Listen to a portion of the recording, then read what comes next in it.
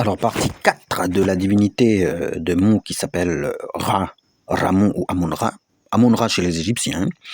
Ramu pour le colonel James Joshua qui traduit dans ses tablettes. Alors, comme je l'avais expliqué, James Joshua il s'est juste trompé d'endroit. En fait, Mu c'est ça, ce qui n'est pas ça. Alors, comme je l'ai dit, normalement, comme c'est les deux dernières îles qui se trouvent, qui ont émergé de la submersion, logiquement, on a l'épreuve sur notre sol, puisqu'étant plus près de Mu, qui a été englouti, c'est-à-dire ce fameux Zelandia là.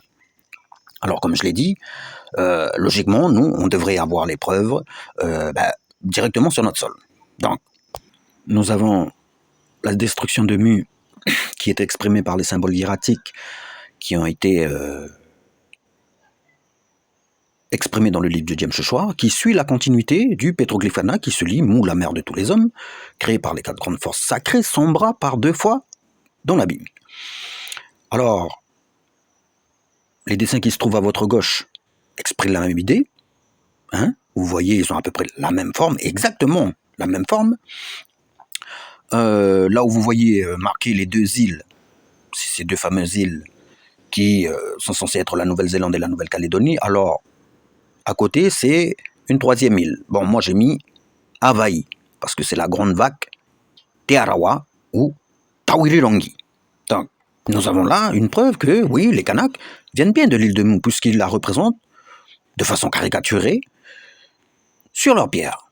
Ce qui deviendra aujourd'hui les pétroglyphes Kanaks. Donc, la continuité que, oui, les Kanaks viennent bien de Mu, nous l'avons. Maintenant, nous avons aussi tout ça, tous ces signes-là qui nous montrent que, oui, s'il y avait bien une intelligence qui était sur Mu la plus avancée, nous les avons aussi sur nos pierres. Ce qui décrit parfaitement ce que M. Pumarambarare disait, c'est là que nos vieux faisaient l'école. Donc il faut imaginer, là où il y a tous les pétroglyphes, des grandes écoles à ciel ouvert, bien évidemment. Donc continuons pour la 2e preuve. La 3e preuve, c'est bien évidemment la création de l'homme, qui est aussi répertoriée dans le livre de James Joshua, qui est une tablette mexicaine qui sera aussi,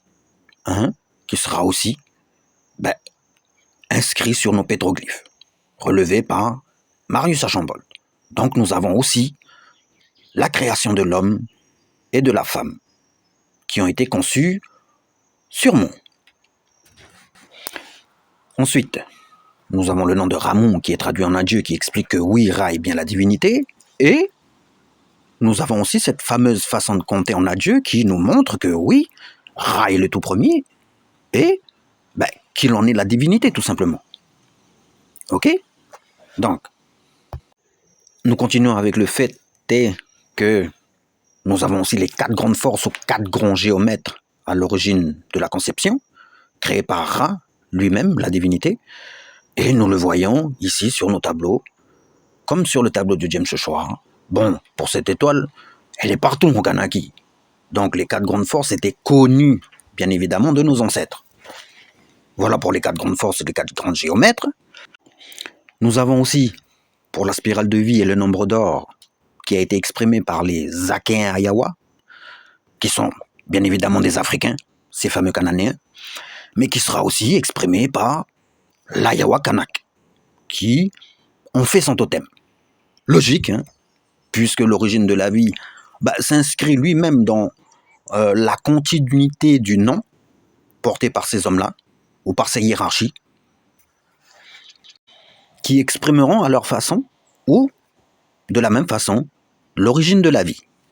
Nous avons aussi par rapport au nombre d'or, c'est-à-dire ce signe-là que vous voyez juste en haut de la main, qui exprime un peu pour ceux qui ont regardé les précédentes vidéos à propos des vibrations, fait particulier, nous avons le signe Ayawa ou signe totémique Ayawa qui exprime à la fois l'Ayawa, l'ADN, le nombre d'or en un seul dessin pétroglyphique. Comme vous le voyez en bas où il y a à votre droite, la main qui montre le dessin qui est exactement le même que celle exprimée au-dessus. Donc, on voit très bien que l'Ayawa Kanak connaît le monde de la vibration, ou plutôt qu'il a retenu depuis l'effondrement de Mu, puisque ce sont des grandes écoles à ciel ouvert, et qui connaît parfaitement le monde vibratoire, tout simplement. Alors, si vous vous souvenez, dans les premières vidéos, je vous avais montré la symbolique du mieux, qui est une référence à l'origine de la vie en ce qui concerne le spermatozoïde. Et comme vous pouvez le voir sur cette image, bon, vous revenez à la vidéo du spermatozoïde qui est en référence directe au mieux, et vous voyez que grâce à toutes les preuves que j'ai déjà données, que oui aussi, le mieux suit cette même continuité.